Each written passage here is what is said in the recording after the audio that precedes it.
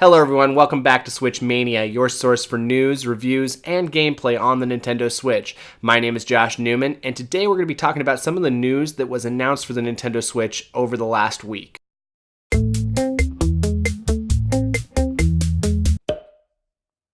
So, as I was kind of looking for news this week, I actually noticed that there really wasn't too terribly much about the Nintendo Switch this week, so it'll be a nice short video, hopefully. Starting off, we have the sales numbers for Super Smash Bros. So I mentioned in our last news recap that in Japan, in the first 3 days, it sold 1.2 million copies. In case some of you guys didn't know, the PS2 is actually the console that had sold the most units out of any other console ever. But the Nintendo Switch at this point in its life cycle is actually really close to catching up to the number of sales the PS2 had at this point. It is currently at 8.7 million units sold worldwide, which is really good. It actually puts it only behind the PS2 and the Wii in terms of number of sales at this point in a console's life. So that's actually really awesome news. The Nintendo Switch is getting a lot of success, and the more success it has means more third-party games, means more support, means better online service, hopefully.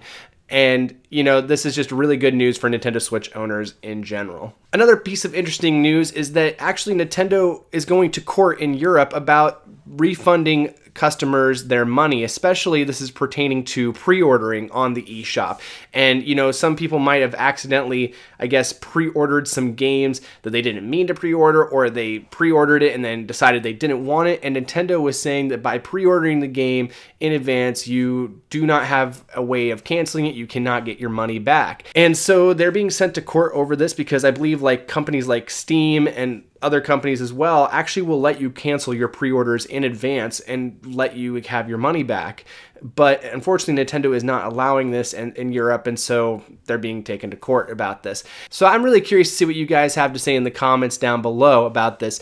Do you guys think that Nintendo should have a refund policy, not just for pre-ordered games, but maybe just games in general? And I'm not talking like a super long refund window, but I mean, it'd be really nice if you go to buy like an indie game on the eShop and you get like an hour or two to test it out, because not every single Nintendo eShop game has a demo for you to check out. As a result, it's hard to know sometimes what you are getting out of a game, and it doesn't take more than like 10 minutes in a game to know whether or not you want to continue in that game or not. But I understand from the business perspective too that that's how a lot of these games make their money. So like I said, I'm curious what your thoughts are on this.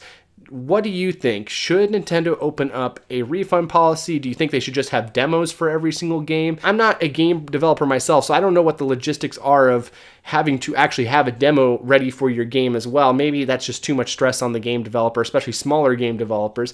Overall, I feel like if that can't be provided, that maybe Nintendo should offer a 1 hour or 2 hour policy that somebody can try out the game with, and if they don't like it, they can at least get credit back to the eShop to buy something different. All right, and as I said, this is not going to be a particularly long video today, but the last piece of news I got for you guys is that I mentioned a while back that the Persona 5R domain and URL had actually been reserved, and it was, I think, Persona 5R and Persona 5U. Well, it turns out that the Persona 5R domain has actually been shifted over to Atlus's name. So if I'm understanding this process right, because it's kind of new to me, basically what companies will do sometimes when they want to have a new game come out is they will go ahead and they will buy the URL domain for a website, but they'll buy it under a holding company. And so they'll be under somebody else's name while they hold that and decide what they want to do. Once the company has decided that it wants to move the game and officially wants to release the game, it actually moves the game's URL into that company's name. So in this case, there was some holding company holding the domain of Persona 5R. Well, it is officially switched over to Atlus's name. And why this is significant is the fact that when Persona Q2 did this, and they did this exact same process, Persona Q2 was then announced 6 days later. So there is a potential here that we could be hearing about Persona 5R in a January Direct coming up very soon.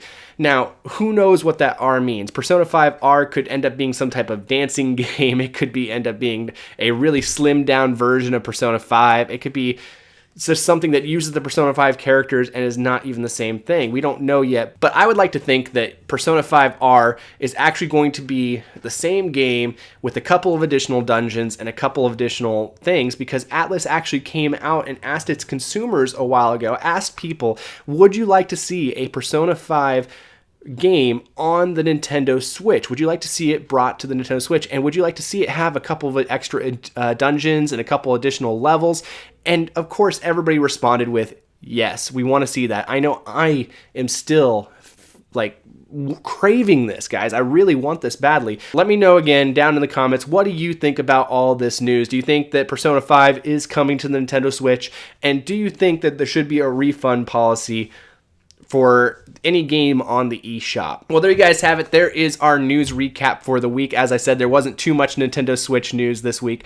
But that being said, if you liked the video, hit the like button down below. And if you're new to the channel, consider subscribing, because as I said, usually on Mondays, I know this is coming out on a Wednesday today. It's kind of an odd week with Christmas and whatnot. And I also am sick right now, but on Mondays, we usually do the news recap for the week. On Wednesdays, we go ahead and we do some reviews. And on Fridays, we do some gameplay. So if that sounds interesting to you, hit the subscribe button down below. And we'll see you guys next time here on Switch Mania.